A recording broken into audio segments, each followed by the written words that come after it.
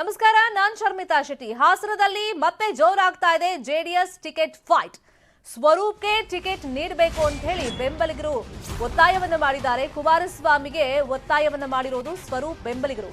Last time ಹಿಂಗೆ ಒತ್ತಡವನ್ನ ಹಾಕಕ್ ಹೋದ್ರು. ಆ ಟೈಮ್ನಲ್ಲಿ ಕುಮಾರಸ್ವಾಮಿ ಗರಂ ಆಗಿ ಪ್ರತಿಕ್ರಿಯೆ ಕೊಟ್ಟಿದ್ರು. ಯಾಕೆ ಇಷ್ಟು ಅರ್ಜೆಂಟ್ ಮಾಡ್ತೀರಾ ಅಥವಾ ಫೋರ್ಸ್ ಮಾಡ್ತಾ ಇದ್ದೀರಾ, ಸೆಕೆಂಡ್ ಲಿಸ್ಟ್ ಅಲ್ಲಿ ಹಾಸನದಿಂದ ಯಾರ ಅಭ್ಯರ್ಥಿ ಅಂತ ಅನೌನ್ಸ್ ಮಾಡ್ತೀವಿ ಅಂತ ಹೇಳಿ ಗರಂ ಆಗಿ ಹೇಳಿದ್ರು.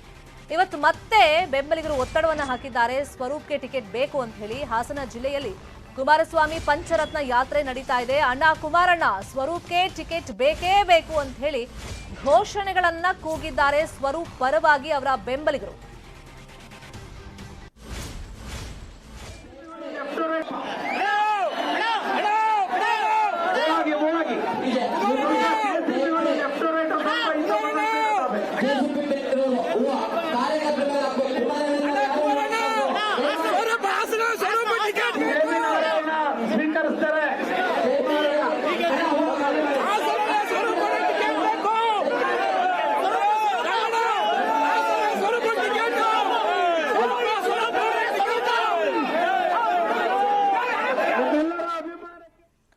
ಪಕ್ಷದ ನಿಷ್ಠಾವಂತ ಕಾರ್ಯಕರ್ತರಿಗೆ ಹಾಸನದ ಟಿಕೆಟ್ ಅನ್ನ ಕೊಡ್ತೀವಿ ಅಂತೇಳಿ ಎಚ್.ಡಿ. ಕುಮಾರಸ್ವಾಮಿ ಪುನರುಚ್ಚಾರವನ್ನು ಮಾಡಿದ್ದಾರೆ.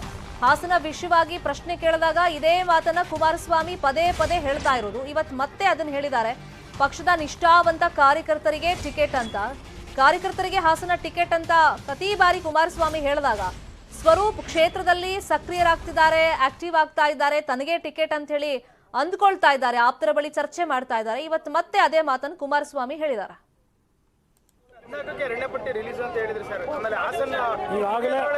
ಈಗಾಗಲೇ ಅಂತಿಮ ಪಟ್ಟಿ ಸಿದ್ಧ ಆಗ್ತಿವೆ. ಹಾಸನದ ಬಗ್ಗೆನೂ ನಾನೇನು ಹೇಳಿದ್ದೇನೆ, ಪಕ್ಷದ ಕಾರ್ಯಕರ್ತರಿಗೆ ಇವತ್ತು ನಾವು ಆದ್ಯತೆ ಕೊಡ್ತೀವಿ ಅಂತ ಹೇಳಿದ್ದೇನೆ. ಅದೇ ಮಾತು ಇವತ್ತು ನಂದು ಪಕ್ಷದ ಕಾರ್ಯಕರ್ತನಿಗೆ ಆದ್ಯತೆ ಕೊಡ್ತೀವಿ. ಸರ್, ಈಗ 17ರವರೆಗೂ ಇದೆ, 18ಕ್ಕೆ ಎಲ್ಲಿ ಸರ್? ನೋಡೋಣ. ಏನೋ 18ನೇ ತಾರೀಕು ಬ್ಲ್ಯಾಂಕ್ ಇಟ್ಟಿದ್ದೀವಿ.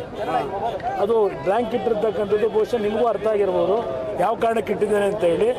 ಅಷ್ಟರೊಳಗೆಲ್ಲ ಸುಗಮವಾಗಿ ತೀರ್ಮಾನ ಆದಾಗ 18 ಕಾರ್ಯಕ್ರಮ ಮುಂದುವರಿಯುತ್ತೆ. ಮುಂದುವರಿಸ್ತೀವಿ ನೋಡೋಣ.